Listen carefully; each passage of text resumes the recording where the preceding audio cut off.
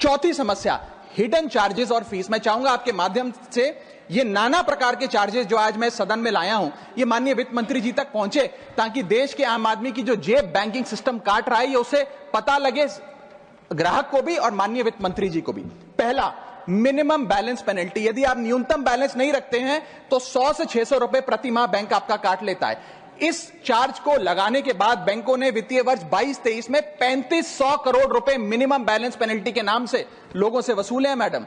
दूसरा charge, extra ATM usage. आपको ATM transaction के लिए 2 से 3 की मोहलत मिलती है, 2 से 3 की इजाजत मिलती है बैंकों द्वारा। अगर आप चौथा पांचवां ट्रांजैक्शन कर लें तो हर ट्रांजैक्शन पे 20 रुपए एटीएम चार्ज आपको देना पड़ता है। इनएक्टिविटी फी 100 से 200 रुपए सालाना, यानी कि अगर बैंक आप बहुत ज्यादा अपना अकाउंट यूज नहीं करते हैं तो बैंक इनएक्टिविटी के नाम पे भी चार्ज लगा देता है। फिर बैंक स्टेटमेंट आप मंगवाते हैं तो बैंक स्टेटमेंट इशुएंस चार्जेस के नाम पर आपसे 50 से 100 रुपए लेता है। फिर आप कहते हैं हमें एसएमएस अलर्ट के माध्यम से मेरे बैंक के खाते में क्या आ रहा है उसकी जानकारी मिले, तो एसएमएस अलर्ट चार्जेस के नाम पर भी प्रति क्वार्टर 20 से 25 रुपए आपसे लिया जाता है। ऑनलाइन पेमेंट करेंगे एनईएफटी की तो ट्रांजैक्शन फी भी ली जाती है। जबरदस्ती आपको पहले लोन बेचते हैं और फिर उसके बाद लोन प्रोसेसिंग फी के नाम पर 1 से 3% लोन अमाउंट का काट लेते हैं। और जब आपकी किस्मत ठीक चल रही हो और आप समय से पहले अपना लोन बकाया जो है उसका भुगतान करने बैंक पहुंच जाएं तो loan pre closure charges, early payment penalty के नाम पर भी बैंक आपसे पैसा वसूलता है।